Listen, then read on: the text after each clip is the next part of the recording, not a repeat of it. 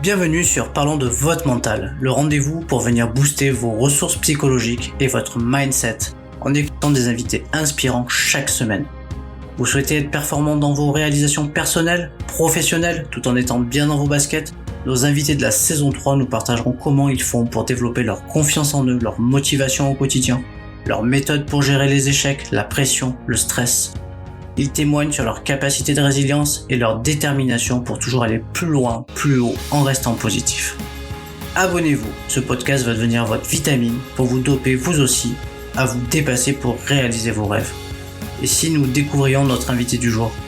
Bonne écoute à toutes et à tous.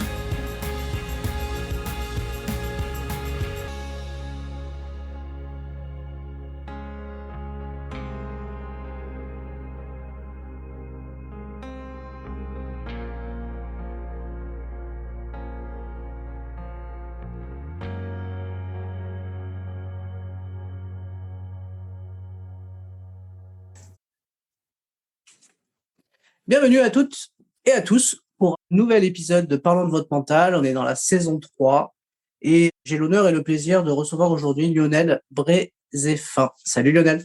Bonjour Sébastien. Alors Lionel, je crois que c'est la première fois que j'interviewe un cadre du ministère des Sports. Depuis 2009, je crois que tu es cadre au ministère des Sports, si je ne me trompe pas, à peu près quoi. 2019, je suis entré en 2019. Oui, mais après, bien avant, tu faisais déjà plein de trucs. Donc tu as un riche parcours, alors, dans le sport, mais pas que. Parce que j'ai vu que tu t'étais formé aussi à la data, donc c'est intéressant, notamment dans le domaine du sport, pour venir analyser certainement des statistiques et des données scientifiques. Donc ça, je trouve ça hyper important. Et je vais te laisser la main pour te présenter parce que tu es plein de casquettes. Donc tu vas pouvoir nous en dire un petit peu plus déjà sur tes fonctions. Et comme ça, on va comprendre un petit peu dans le domaine dans lequel tu évolues en ce moment. Donc, déjà, je te remercie pour l'invitation sur ton podcast. Je suis vraiment très content de pouvoir y participer. Pour ma part, j'ai commencé en tant que je viens pas du sport tout de suite, c'est-à-dire que je faisais du sport et parallèlement à ça, en fait, moi, j'étais cadre informatique et j'ai été cadre informatique pendant 15 ans. Donc, j'étais développeur d'applications et administrateur de bases de données. Et comme je pratiquais le pied-point et en partie le MMA, il n'y avait pas opportunité de pouvoir être justement cadre technique. Donc, j'ai fait toutes mes formations fédérales parallèlement à ma carrière professionnelle dans l'informatique. Et en 2014, donc j'ai passé mes brevets fédéraux, mon brevet professionnel, et j'ai passé ensuite mon DES, donc en kickboxing et en Muay Thai. Par la suite, j'ai passé aussi un diplôme universitaire de préparateur physique. Et l'idée, c'était vraiment d'appréhender la discipline qui était la mienne, les sports de contact, mais sous tous ses aspects, donc à la fois sur l'entraînement et aussi sur la préparation physique.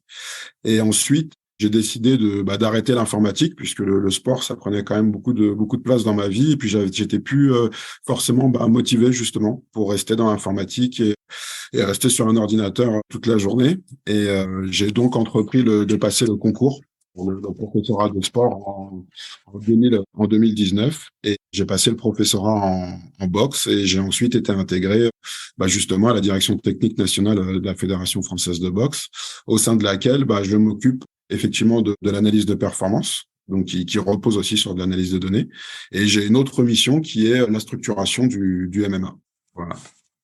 Et ouais, le MMA, on en parle beaucoup. D'ailleurs, il y a un événement qui arrive bientôt, là, à la fin du mois, même pas la fin du mois, bientôt, là, c'est le 22, je crois. Il y a Hexagone MMA, là, qui a un événement, là, au Zénith de Paris, là. Ça. Donc voilà, du coup, certainement des grands champions que tu vas certainement superviser, aller voir en même temps. Je veux dire, en tout cas, c'est toujours une source d'inspiration pour les autres, d'aller voir ceux qui sont déjà dans la place. Tu as une casquette d'entraîneur national aussi, il me semble. Oui, donc là, je suis entraîneur national en lien justement avec l'analyse de performance. Et c'est aussi, j'ai entraîné, entre guillemets, au pied du ring pendant de nombreuses années. Et là, c'est aussi une casquette d'entraîneur, mais qui est un peu plus sur un autre aspect avec justement la manière de récupérer les données et de faire parler ces données et puis de pouvoir aussi accompagner les collègues sur la mise en place et puis l'optimisation de l'entraînement. Ouais, en fait, c'est hyper complet parce que du coup, tu as été athlète, du coup, tu maîtrises la data, entraîneur, bah, en fait, finalement, tu es hyper complet, quoi. Hyper complet. Ok, bah écoute, je pense qu'on va faire une riche interview à partir de toutes ces données-là. On commence toujours l'interview du podcast par une sorte de petit portrait chinois couplé un peu avec, tu vois, un petit portrait de Proust. Donc voilà, quelques questions pour, voilà, un petit peu mettre un peu des couleurs et sur ta personnalité. Donc on commence par ça et puis après on ira introspecter ton parcours et du coup la dimension mentale. Comment tu vois les choses, toi? Qu'est-ce que le mental pour toi? Et un petit peu ta philosophie du mental dans le sport. Ok? Ça marche. On commence par le petit portrait chinois. Alors, si tu étais une couleur, quelle couleur serais-tu, Lionel? Oh, je pense que ce sera le noir. C'est la confluence un peu de toutes les couleurs. Je trouve ça intéressant et ça passe partout. Si tu étais à un moment de la journée, quel moment de la journée choisirais-tu et pourquoi? La nuit, la nuit ou le soir, puisqu'il y a beaucoup moins d'activités humaines et donc ça permet aussi de pouvoir déjà réfléchir ou travailler plus sereinement en étant moins sollicité. Je trouve qu'il y a un calme dans la nuit qui est propice à la réflexion. Ok. Si tu devais choisir un livre, quel livre choisirais-tu? Un livre que tu aimes bien, un livre qui t'a inspiré ou ta dernière lecture? Mais je lis assez peu de romans ou d'ouvrages comme ça. Je lis principalement des ouvrages techniques et en ce moment, je suis en train de lire un ouvrage sur la négociation d'Éric Bondeau. Ok. T'as besoin de négocier quoi? On doit négocier, on négocie toute la journée, on négocie en permanence et du coup, c'est vrai que c'est une approche super intéressante qui consiste à placer peut-être son ego de côté dans le cadre de la négociation et mieux comprendre en fait aussi les attentes de l'autre. Donc, dirais-tu qu'il y a de la négociation avec les athlètes? Il y a de la négociation avec les athlètes, avec les entraîneurs, avec la direction technique nationale. Et en fait, on s'en rend pas compte, mais de manière implicite ou explicite, on négocie quand même une grosse, grosse partie de la journée, quoi. Ok. Si tu devais choisir une citation qui t'inspire le plus, ça serait laquelle? Ah, j'aime bien dire qu'on fait ce qu'on dit et on dit ce qu'on fait. C'est assez simple, mais c'est vrai que les équipes avec lesquelles je travaille, j'utilise beaucoup cette phrase de manière justement à ce qu'on parvienne à cadrer notre travail et maintenir nos objectifs. Ouais, la fiabilité dans la parole, c'est important. Ouais. Faire ce qu'on dit, dire ce qu'on fait. T'as raison. Si tu étais une qualité, quelle qualité serais-tu? Je dirais la détermination, mais c'est vrai que c'est une qualité qui peut être à double tranchant, mais c'est vrai que le fait de pouvoir se fixer des objectifs et de s'y tenir, je pense que c'est quelque chose de très intéressant. Et on travaille avec beaucoup de sportifs. Et l'idée, c'est que même si on bascule sur des éléments qui sont plus dans de la gestion de projet, c'est de quand même conserver ce qui fait aussi comment dirais-je, la fibre et l'essence du sportif, à savoir rester déterminé sur l'atteinte de ses objectifs.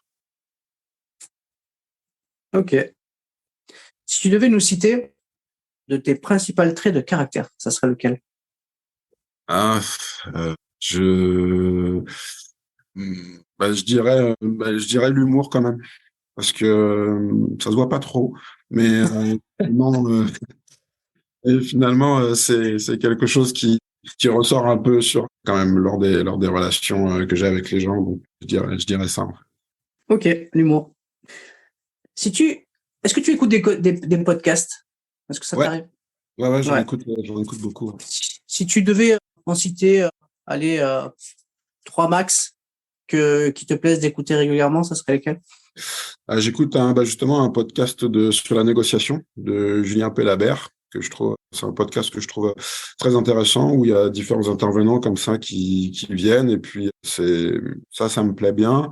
J'écoute aussi un podcast qui s'appelle Vlan, qui est un peu plus généraliste et qui traite de pas mal éléments de société, donc c'est assez varié.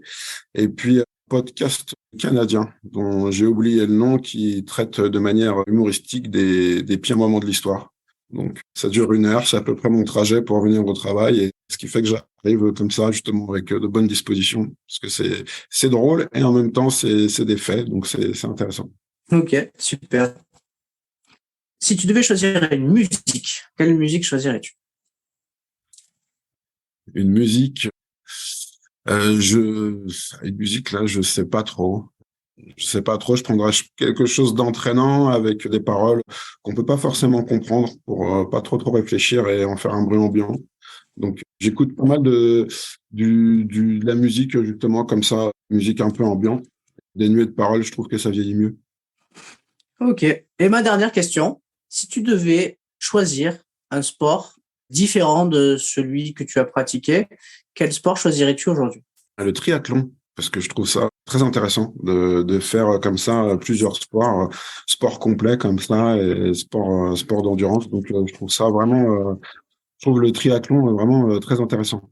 C'est pour sa Ok. technicité et puis son aspect complet, quoi. Est-ce que c'est une discipline que tu utilises pour du coup le MMA? Non, mais c'est une discipline que j'ai abordée pour le MMA, parce que justement, dans le MMA, on a les percussions, on a la lutte et on a le travail que nous, on appelle le travail au sol ou la lutte au sol. Et en fait, on doit s'entraîner sur ces trois volets, donc parfois de manière liée, parfois de manière individualisée. Et c'est vrai que dans mes premiers modèles de préparation physique, j'utilisais des applications justement dédiées au triathlon, où c'était important de voir l'approche qu'avaient aussi les entraîneurs du triathlon pour pouvoir prioriser justement la manière dont ils travaillent avec leurs athlètes, et il y avait quelques similitudes avec le MMA justement. Ok, écoute, merci beaucoup déjà pour du coup ce petit profil qui est du coup bien sympa. Du coup, on peut situer un petit peu ton personnage. Et maintenant, on va un petit peu revenir sur ton parcours. Donc, qu'est-ce qui t'inspire un petit peu ton parcours à ce jour? Moi, je suis très satisfait. Je suis arrivé à l'INSEP et c'est quelque chose que j'envisageais pas il y a une dizaine d'années. Donc, c'est pas du tout un parcours calculé, c'est juste une somme d'envie. C'est-à-dire que quand j'ai commencé mes qualifications en passant les brevets, parce que j'avais souhaité ne plus combattre, j'avais plus l'envie de combattre, et donc je me suis dit je vais encadrer. Et c'est petit à petit, en fait, que j'ai poursuivi mes qualifications jusqu'à intégrer aujourd'hui la direction technique. Donc, pour moi, je suis vraiment, je suis très content d'être là, mais c'est vraiment pas le fruit d'un calcul, mais plus le cheminement d'une envie, en fait. Ok, il n'y a pas forcément un plan, mais en fait, c'est au gré de tes envies, de tes diplômes, Ouais, c'est ça. que tu t'es tracé un chemin, quoi.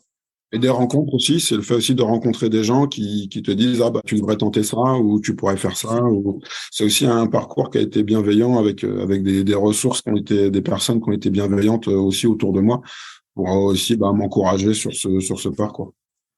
Ouais, c'est important les rencontres dans les choix qu'on peut faire et comme tu dis, les rencontres bienveillantes qui permettent d'éclairer les choix. Ouais, tout à fait. Avec le recul, de quoi tu es le plus satisfait? Hum, c'est vraiment moi, c'était de porter les couleurs de l'équipe de France. Vraiment, le fait d'avoir pu, par exemple, partir sur la préparation terminale lors des Jeux Olympiques de Tokyo avec le Team France en 2021. Ça, je suis vraiment content de ça, en fait. Je suis vraiment satisfait d'avoir pu participer à ça. Les Jeux Olympiques, c'est tous les 4 ans. C'est-à-dire que nous, en tant que fédération olympique, c'est notre point de projection. Et c'est vraiment la plus haute manifestation sportive, en fait. Donc, le fait de pouvoir y participer, d'être un petit élément du rouage, ça, c'est une vraie satisfaction. Ouais. Ouais, effectivement, ouais. Puis c'est quand même c'est des petites équipes, mais c'est des grands événements et c'est voilà, on n'a pas tous l'opportunité de vivre ces grands moments de l'intérieur et ça doit être génial. Si je te dis rendre possible l'impossible, est-ce que cette phrase fait écho à ton parcours? Est-ce qu'elle te parle?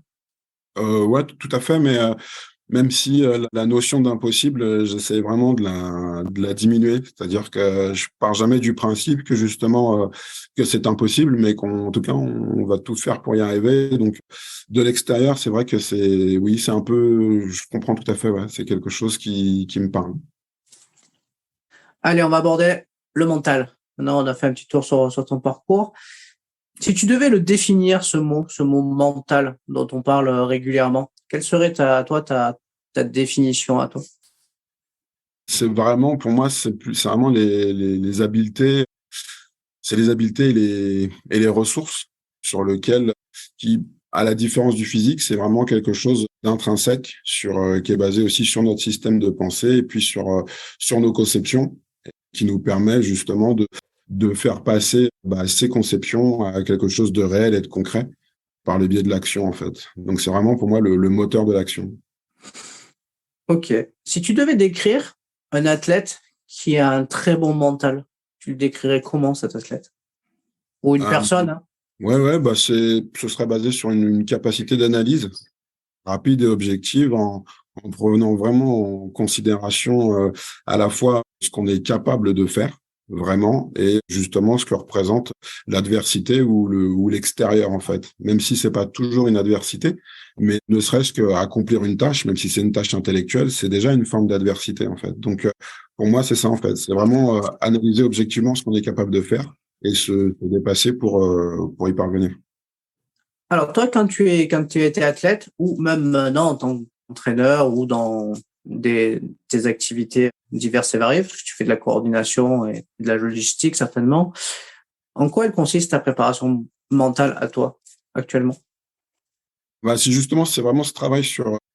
Bah, moi, quand j'étais athlète, j'ai sur la fin, quand j'ai commencé à moins combattre, c'est vraiment un volet sur lequel je me suis dit qu'il fallait travailler sur le mental. Moi, je venais d'une structure où c'était vraiment, en fait, on était fait pour combattre ou pas.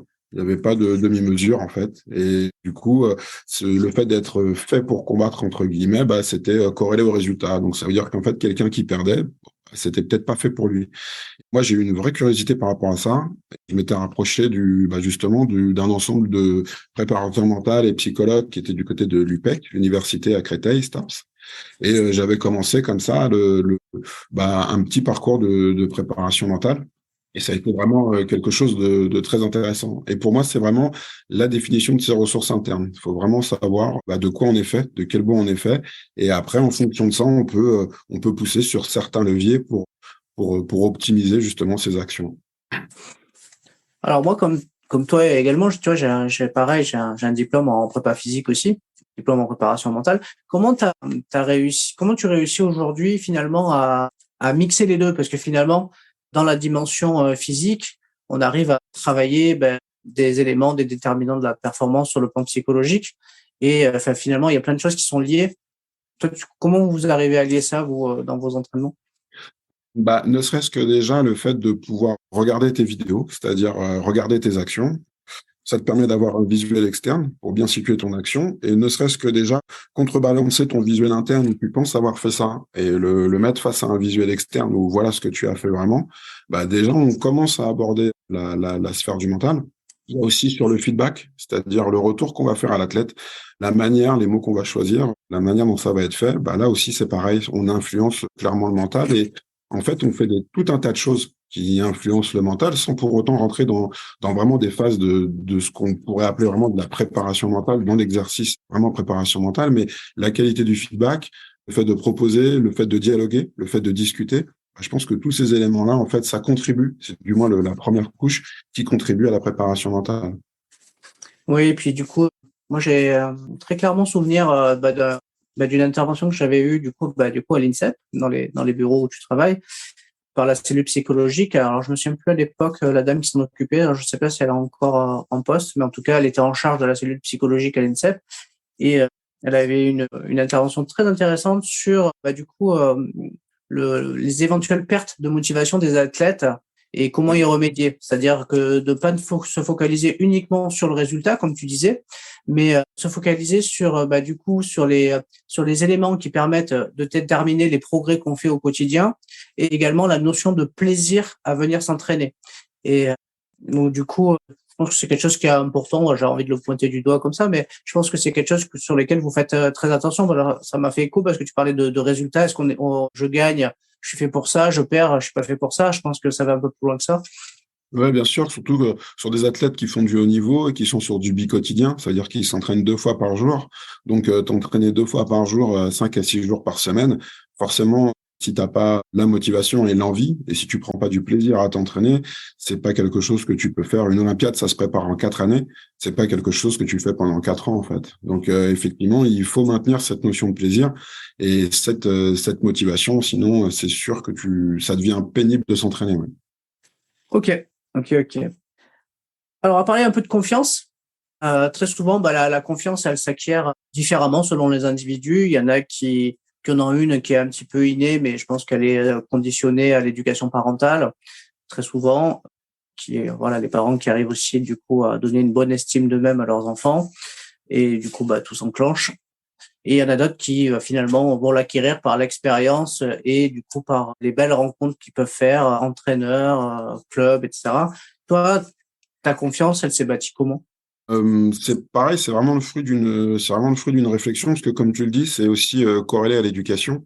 Et c'est vrai que dans un sport d'opposition, surtout les sports qui sont les nôtres, quand tu prends ou quand tu entames ton combat, en fait, faut bien se dire que si on enlève vraiment tout ce qu'il y a autour, quoi, tout le décorum, mais quelque part, quand tu vas affronter quelqu'un, l'idée, c'est de se dire que de toute manière, je suis plus fort que toi. Sinon, je serais pas là, en fait, parce que moi, je viens pas pour perdre. Donc, en fait, à partir du moment où je suis dans la cage ou à l'intérieur du ring, c'est que je pense vraiment pouvoir te battre. Je sais que je suis plus fort que toi, sinon je serais pas venu. Donc, en soi, c'est quand même particulier de se dire que les oppositions que tu acceptes, en fait, c'est des oppositions où tu sais que tu te considères de toute manière comme étant plus efficace ou tout du moins plus fort que ton adversaire. Et ça, c'est aussi quelque chose d'important à avoir, mais qui se cultive, qui peut se créer aussi, mais qui se cultive si jamais t'as pas été éduqué avec comme ça une notion de l'ego peut-être aussi développée, quoi. Et généralement on le voit, je veux dire les champions, hein, il y a pas mal de champions où ils sont égoïstes et avec un ego développé, et de toute manière, tu es aussi un peu obligé d'être égoïste et tu es aussi un peu obligé d'avoir un ego développé si tu veux réussir dans ce type de sport d'opposition, en fait. Donc ça se crée aussi, ça se cultive au même titre que la compétitivité, c'est-à-dire qu'on est aussi dans une éducation où on n'est pas forcément habitué à aller chercher la compétitivité, à vouloir être plus fort que son voisin. On est plus sur des systèmes, on le voit à l'école, où on est sur de la collaboration ou de la coopération, mais pas forcément sur ces aspects-là. Et c'est vrai que dans nos sports, là, il y a une bascule intégrale où là, il y a plus de coopération, il n'y a pas de demi-mesure, et le but, c'est que de toute manière, je sois plus fort que toi, en fait, je sois quand même, mes aptitudes soient supérieures aux tiennes, en fait, et je vais le prouver et le démontrer. Donc, c'est vraiment un schéma qui se met en place, qui peut se créer, ou parfois sur certains athlètes qui arrivent et qui est déjà complet et qu'il faut surtout pas altérer. C'est-à-dire que j'ai côtoyé des champions qui avaient vraiment une forte personnalité avec un ego ou même parfois même un complexe de supériorité. Et en fait, ça, c'est des choses auxquelles il faut pas toucher. Et parce qu'on n'est pas là pour changer les caractères, pour faire en sorte qu'ils soient plus faciles à vivre en société. Mais dans une optique de performance, c'est des choses auxquelles on touche pas parce que c'est ce qui fait sa nature aussi. Est-ce que tu observes une différence entre du coup, le MMA masculin et le MMA féminin? Et du coup, est-ce que vous avez une approche différenciée sur l'entraînement, les prises en charge psychologiques aussi pour les amener à la performance? En fait, on a vraiment les profils qu'on pourrait trouver se répartissent, à mon sens, de manière équilibrée entre les populations, qu'elles soient masculines ou féminines.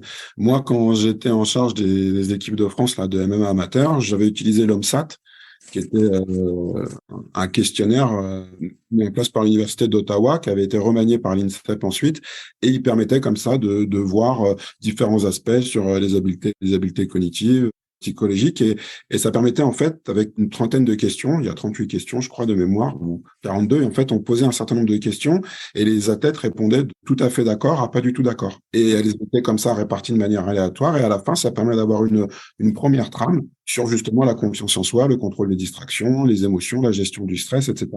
Et en fait, en faisant passer l'OMSAT comme ça à tout mon collectif, en fait, j'avais vraiment une répartition sur certaines habiletés c'était pas du tout sexué en fait, mais l'approche elle est différente. On pourrait penser il y a quelque chose peut-être de différent avec un collectif féminin, puisqu'il y aurait peut-être plus de rapports affectifs ou sensibles qui seraient différents par rapport à un collectif masculin, mais en fait il n'en est rien.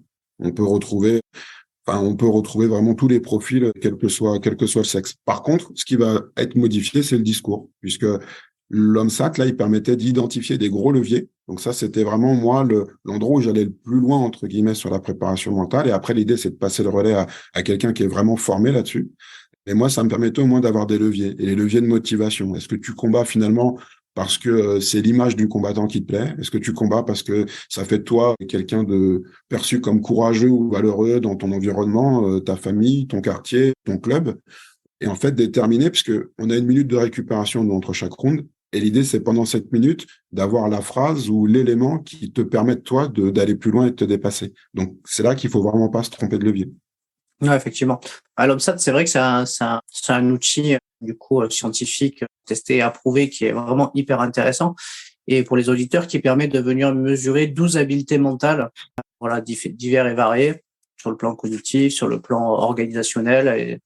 Et c'est intéressant parce qu'il permet aussi de venir mesurer aussi, parce que des fois, il y a des écarts, en fait, entre ce que l'athlète pense et les résultats du test. Du coup, des fois, ça peut être hyper intéressant, du coup, d'échanger par rapport à ça à travers un entretien d'explicitation, parce que c'est hyper riche, parce que des fois, l'athlète n'a pas forcément notion, finalement, des habiletés mentales qui sont fortes chez lui, et se focaliser finalement plutôt sur ses points de douleur et sur les habiletés qu'il ne possède pas encore ou qu'il trouve faibles à son goût. Et parfois, on a des bonnes surprises parce que le test montre d'autres choses. Et c'est vraiment un outil hyper intéressant, en tout cas dans le sport, mais qui peut être décliné aussi à d'autres. Ça pourrait très bien être un chef d'entreprise qui fait ça, puisque aujourd'hui, un chef d'entreprise, c'est un athlète. Non, c'est vrai, et j'avais des athlètes qui étaient là, comme c'est eux qui répondent avec leur perception, et ben, ça permet aussi de découvrir des athlètes. C'est-à-dire que tu as des athlètes où t'as pas vu que la détermination, elle était aussi importante dans leur perception, dans leur parcours, et ils sont assez discrets, justement parce que ce sont des gens qui ont un contrôle comme ça et qui sont dans le contrôle et la discrétion. Mais quand tu regardes l'OMSAT, en fait, tu te rends compte que de manière intrinsèque, ils ont une vraie détermination. Et là, c'est aussi des choses, comme on dit, des leviers avec lesquels au moins on peut travailler. Tout à fait. Intéressant, c'est la première fois que je parle finalement de l'OMSAT avec un invité, mais je trouvais ça intéressant. En tout cas, je pense que ça pourrait aussi intéresser les auditeurs, et du coup, ça leur permettra de venir peut-être tester. En tout cas, s'il y en a qui veulent tester, n'hésitez pas à mettre un petit message. Je vous donnerai accès à la faisabilité du test. Ça pourrait être chouette pour les gens qui nous écoutent et qui aimeraient faire ce test. Le regard des autres, est-ce que c'est quelque chose sur lequel tu as eu besoin de travailler, ou c'est quelque chose, finalement, c'est pas quelque chose qui t'a vraiment marqué au long de ton parcours? Non, ça m'a jamais marqué. Sur l'opposition, ton plus grand adversaire, c'est toi-même, en fait. Ça va être tes craintes, ça va être ta perception, ça va être sur quoi s'articule ta peur ou ton appréhension. Et du coup, tu es vraiment dans un tunnel. Du coup, c'est vraiment ça, je l'ai gardé. C'est-à-dire que je suis plus préoccupé par mes actions et ce qui en découle, en fait, ou l'atteinte ou non de mes objectifs, que par la perception qu'on pourrait faire de mes objectifs ou le regard qui pourrait être porté sur ma manière de traiter l'action. Donc, ça permet vraiment l'opposition, même si c'est quelque chose qui est central et sous les spots et il y a énormément de monde autour. Il y a vraiment un effet de tunnel, et ça a jamais vraiment influencé ni ma pratique ni ma manière de procéder, en fait. Et je fais un vrai parallèle entre l'aspect sportif de la discipline, quoi, ce qu'elle amène, et ce que je fais aujourd'hui, qui va être de la gestion de projet ou de la coordination d'équipe. Et je pense que il y a un transfert à faire et qui est faisable. Et du coup, moi, en tout cas, je m'appuie plus sur mon expérience sportive pour faire d'autres choses aujourd'hui, mais c'est vrai que c'est quand même, à mon avis, fortement influencé par ce que j'ai fait en amont.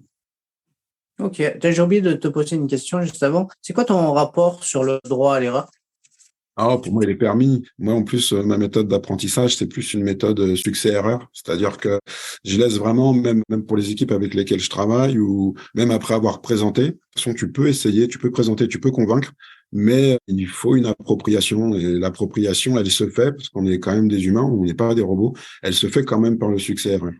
Je pense que c'est, pour moi, c'est la plus facile à mettre en œuvre, et c'est celle que je comprends le plus facilement. Et moi, je pense que oui, le rapport à l'erreur, il est tout à fait possible et tout à fait permis, en fait. Il faut le limiter par la préparation, mais il fait partie du parcours. Après, dans la cage, l'erreur, il faut la minimiser quand même, parce que Ouais, mais tu pourras jamais tu pourras jamais l'enlever. On est sur des ensembles qui sont très volatiles. On est sur un système qui est complètement ouvert. C'est-à-dire que c'est une grande complexité parce que on va tomber sur un individu, et l'individu, il est imprévisible par essence, hein. C'est jamais écrit. Et donc, il faut quand même s'accorder un droit à l'erreur. Il faut l'accepter. Moi, j'ai eu des athlètes sur lesquels on avait fait des très, très grosses et très, très lourdes préparations de combat, et qui, en fait, perdent en 2-3 minutes. C'est quelque chose qui est pas du tout, qu'ils n'avaient pas du tout appréhendé, pas du tout prévu. Et la reconstruction derrière, elle est très, très, très longue, très, très longue. Si vraiment cette erreur, elle n'a pas été anticipée, de se dire, ah bah, ça peut arriver, ouais, je peux me tromper, ou je peux ne pas avoir anticipé qu'il allait faire ça. Bah, en fait, la reconstruction derrière et l'altération de la confiance, enfin, les ravages sur la confiance, ils sont très, très importants. Ben oui, parce que quand on regarde le ratio temps de combat et temps passé à l'entraînement et sacrifice fait pour la performance, c'est sûr que ça doit être une grande déception à vivre et à surmonter pour Ouais, les, tout à fait. pour les athlètes. Ouais, ouais. Voilà. Donc après, ça demande certainement beaucoup de résilience aussi, parce que Oui, au-delà de la défaite, il y a aussi comment dire, les marqueurs qu'on voit de la défaite, c'est-à-dire les coups qu'on a pris, parce que voilà, c'est pas du tennis, là. Je veux dire, tu perds ton match, tu rentres à la maison, voilà, t'as peut-être quelques courbatures, mais là, voilà, là, tu peux avoir pris des mauvais coups, tu peux te retrouver finalement à devoir faire des examens médicaux derrière, de contrôle, etc. Donc, voilà, c'est des sports de contact, quoi, donc, qui sont, comment dire, est-ce qu'on peut dire le mot violent, mais ouais, ils sont intenses, quoi. ouais, c'est quand même invasif quand même. Pour le corps, il y a quand même des répercussions. Mais tu parlais du regard de l'autre, et le regard de l'autre, il joue aussi là-dedans, quoi. Même si il y a des gens qui ont mal, enfin, même si tu as des coups, tu portes des stigmates, bah, le regard des autres, et encore plus aujourd'hui avec les réseaux sociaux, on a des athlètes qui arrivent parfois sous pression parce que ouais, qu'est-ce qu'on va dire s'il perd face à tel ou tel adversaire, ou s'il perd en 1 minute, etc., en fait. Et c'est vrai que là, pour le coup, le regard de l'autre extrapolé justement avec les réseaux sociaux, ça a aussi un impact qui est pas négligeable. Il y a des enjeux financiers aussi dans le MMA. On dit quand même que c'est le sport de combat qui aujourd'hui rémunère le mieux ses athlètes, et du coup, il y a beaucoup d'athlètes de sport de combat finalement qui se préparent et qui veulent basculer sur la MMA pour des raisons financières, parce que dans leur discipline sportive de base, finalement, il n'y a pas autant d'argent. Donc, du coup, oui, il y a des enjeux financiers importants, quoi. Mais ouais, il y a un impact, hein, et c'est pour ça que l'appréhension de la défaite, elle est vraiment, il y a plein de dimensions derrière, en fait, et faut vraiment prévoir et faut vraiment l'anticiper, même si l'erreur, c'est pas ce qu'on souhaite. Et de toute manière aussi, tu peux très bien faire une erreur en combat, mais qui ne t'amène pas à la perte du combat. Par contre, il faut une capacité de remobilisation pour se dire, bon, bah voilà, là, j'ai fait un faux pas, ou là, j'ai eu une distraction. Il faut quand même avoir une capacité pour se dire, mettre cette erreur de côté pour continuer justement sur la poursuite de l'objectif. Ça, c'est important. Moi, j'ai eu des athlètes qui n'avaient pas cette capacité, qui avaient un schéma préconçu, un scénario bien huilé, et dès qu'il y avait une petite perturbation dans le scénario, bah, c'était impossible de recomposer, impossible de se remobiliser. Et là, bah, justement, ça peut te mener à la défaite. Donc, non, justement, je pense l'erreur, elle fait vraiment partie du scénario. Et il faut tout du moins la regarder, l'appréhender, la mesurer, et puis pour pouvoir au mieux l'appréhender. Ouais. J'avais une question à te poser qui est, du coup, que je trouve intéressante à poser. C'est, tu sais, en fait, avant les combats, il y a la pesée et il y a la fameuse confrontation entre les deux athlètes, là. Et souvent, en fait, c'est un moment qui peut être un peu chaud, en fait, entre les deux. Est-ce que c'est un show, ou est-ce que ça peut avoir aussi un impact sur l'autre combattant, la manière dont on est à ce moment-là, en fait? Bah, ça dépend vraiment des athlètes. C'est-à-dire que tu as des athlètes, c'est de toute manière un show parce qu'il y a quand même un système économique derrière, comme tu l'as dit. Et puis, il faut c'est fait pour donner aussi envie aux gens de regarder le combat en se disant, la tension est à son comble, en fait. Mais tu es dans un état psychologique qui n'a rien à voir avec une altercation que tu pourrais avoir avec quelqu'un, quoi. C'est autre chose. Mais par contre, j'ai des athlètes qui n'en ont pas besoin et qui vraiment, enfin, pour eux, ils savaient que c'était un show et c'était vraiment pas ça qui les activait ou qui les mobilisait. Et à contrario, j'ai des athlètes qui avaient vraiment besoin de cette petite phase-là, en fait, comme un petit starter, justement, en termes de motivation. Donc ça, c'est pareil, le coaching qui est fait, il est vraiment corrélé à l'athlète. C'est pas le coach qui place son empreinte, mais en fait, il faut que le coach ait la capacité, hein, et un aspect un peu plastique pour se dire, bon, bah, sur cet athlète-là, on va utiliser tel levier. Ça, il en a besoin. Il a besoin d'extérioriser, etc. Il a besoin de le faire. C'est pas dans ma nature, mais si lui, ça lui fait du bien, on va y aller. Et lui, à contrario, voilà, on va passer, on va rester très vite. Et puis, le face-à-face, on va le faire assez rapidement. Et puis après, on va passer à autre chose parce que lui, il en a pas besoin et il n'en exprime pas ça n'a pas de nécessité pour lui, en fait. Ça dépend vraiment. Ouais. En tout cas, cette phase-là, c'est souvent la veille du combat, là, elle est souvent, je sais pas, elle est rigolote à regarder, je trouve. Il y a toujours un peu de. Il y avait un combattant américain qui, lui, à chaque fois venait, il le faisait, si tu veux, sérieusement au début, et puis après, il sortait un bouquet de fleurs, où il faisait une bise, où il sortait un plat, tu sais, un plat de nuggets ou de frites à partager. Et c'était complètement fou, quoi. C'est-à-dire que pour lui, vraiment, par contre, limite, je pense qu'il les attendait parce que ça permettait de casser ou de faire retomber la pression. Et il avait des adversaires qui rentraient vraiment dans le jeu et qui étaient vraiment déstabilisés par le fait d'avoir un bouquet de fleurs. Et au final, bah, si tu veux, les deux, bon, se font une accolade. Et puis, tu as des mecs qui étaient vraiment vexés, tu vois, en se disant, non, non, moi, c'est mon moment. Et du coup, c'était limite, t'attendais de voir ces face à face pour se dire qu'est-ce qu'il allait sortir, puisqu'à chaque fois, il sortait quelque chose de nouveau.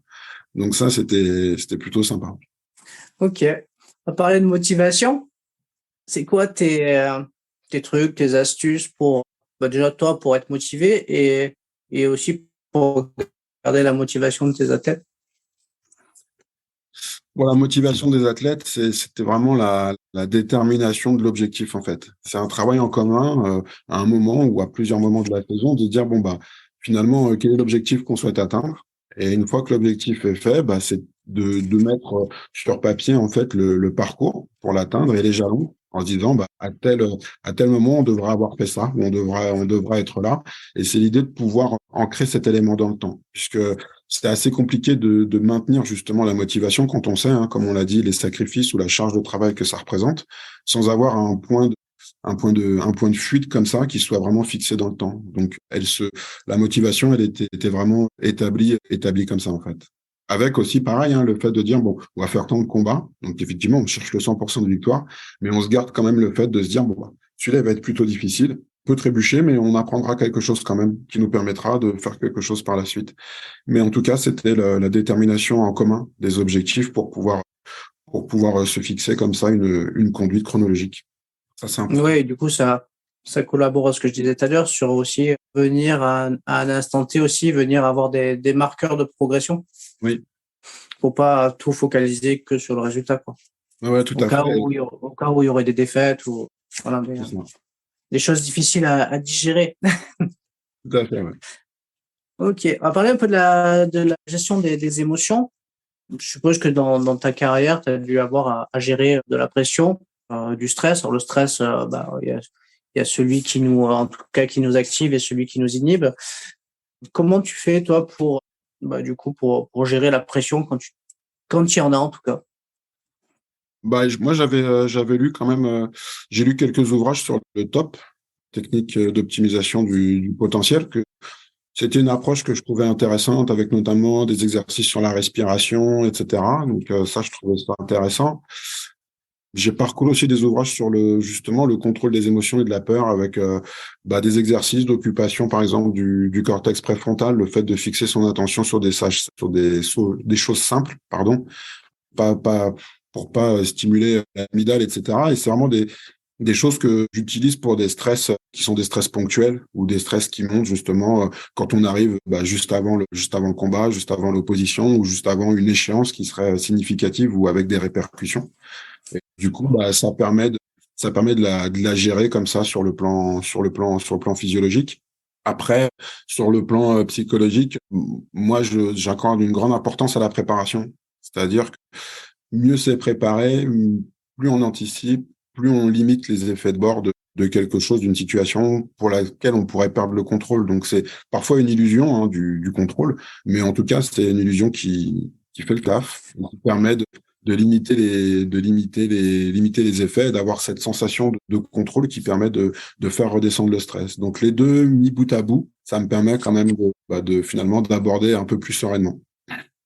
Oui, tu parles de la préparation. Très souvent, dans le cadre de la préparation mentale, on travaille aussi avec l'aide sur le fait d'être focus sur les éléments qui sont de leur contrôle et de leur maîtrise, de faire une petite liste des éléments typiquement qui seraient pas de leur contrôle ni de leur maîtrise pour, si ça devait arriver, qu'ils soient en capacité de tout de suite se dire, mais non, mais ça, c'est pas de mon focus, ça, hop, je bascule sur les tâches qui sont de mon contrôle et le reste, de toute façon, j'ai pas de prise directe dessus, donc, on va dire, je fais en sorte de pas me distraire dessus, quoi. Donc ça, Ouais.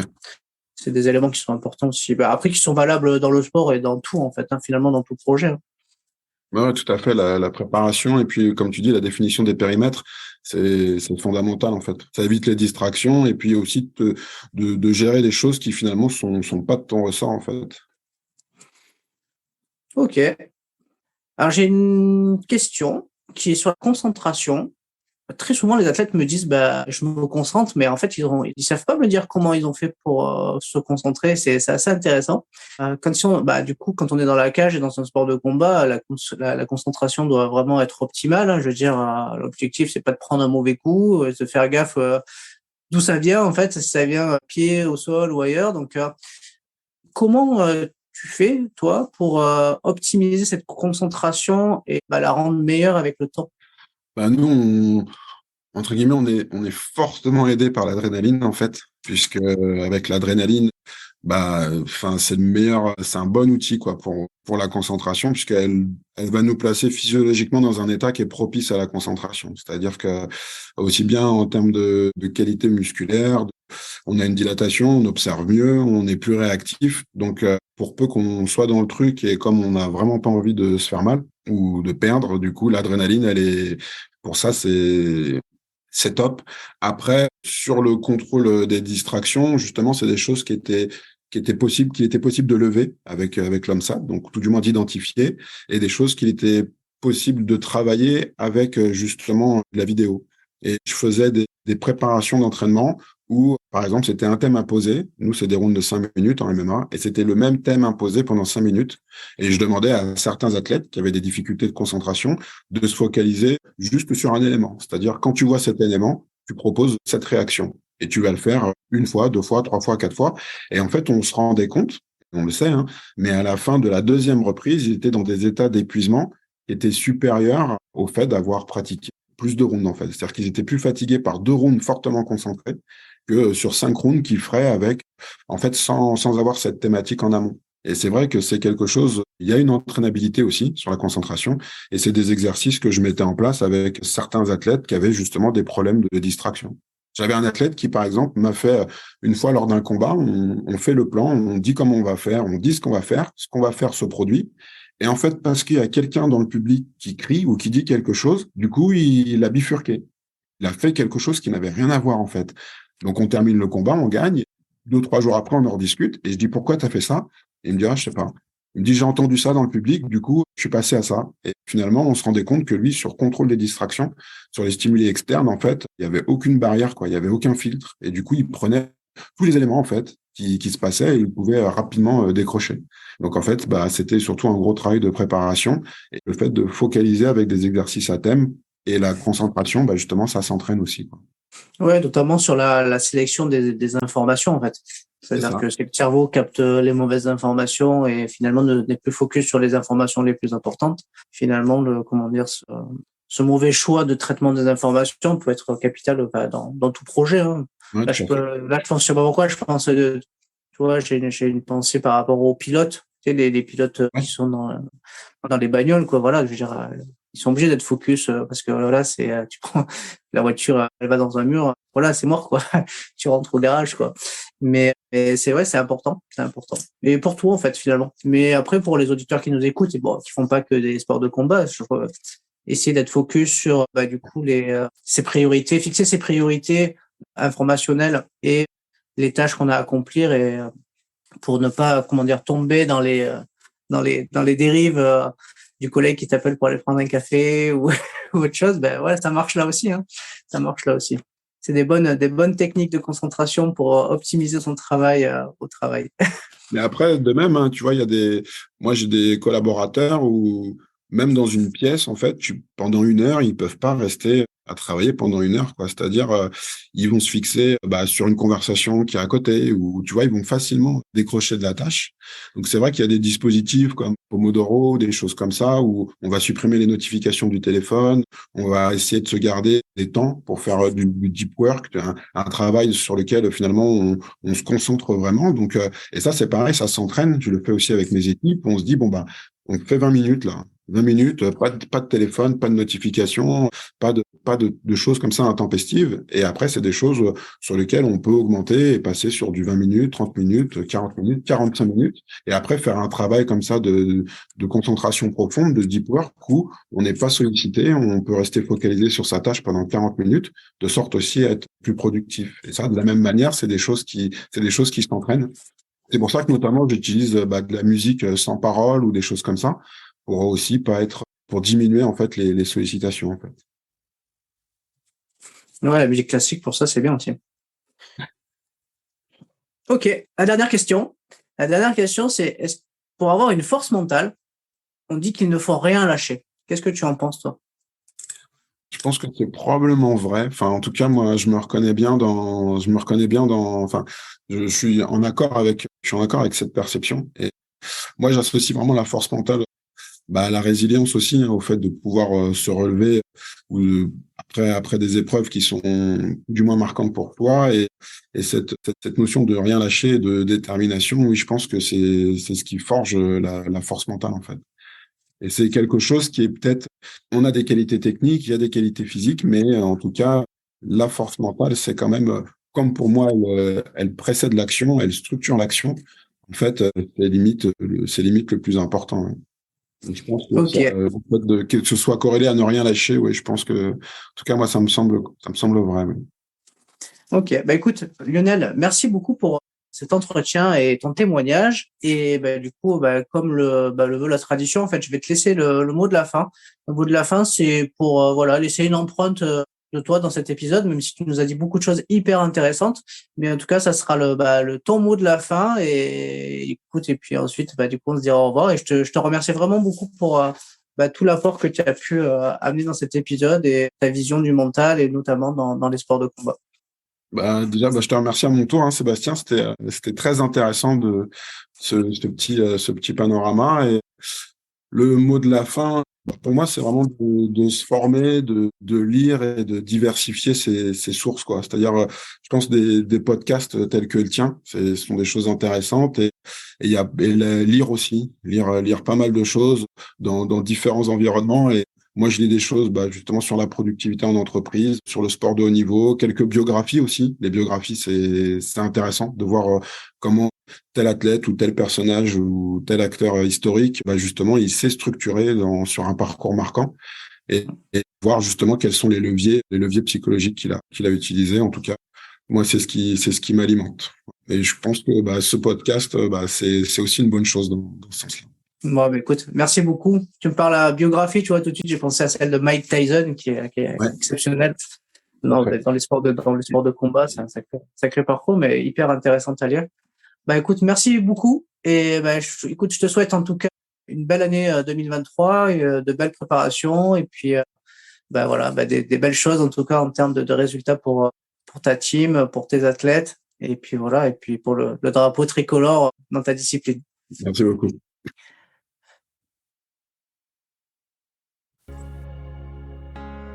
Si cet épisode t'a plu, tu peux le partager en me taguant ou en lui laissant 5 étoiles sur Apple Podcast. Tu pourras aussi être tiré au sort pour gagner un test HomeSat pour évaluer tes qualités mentales.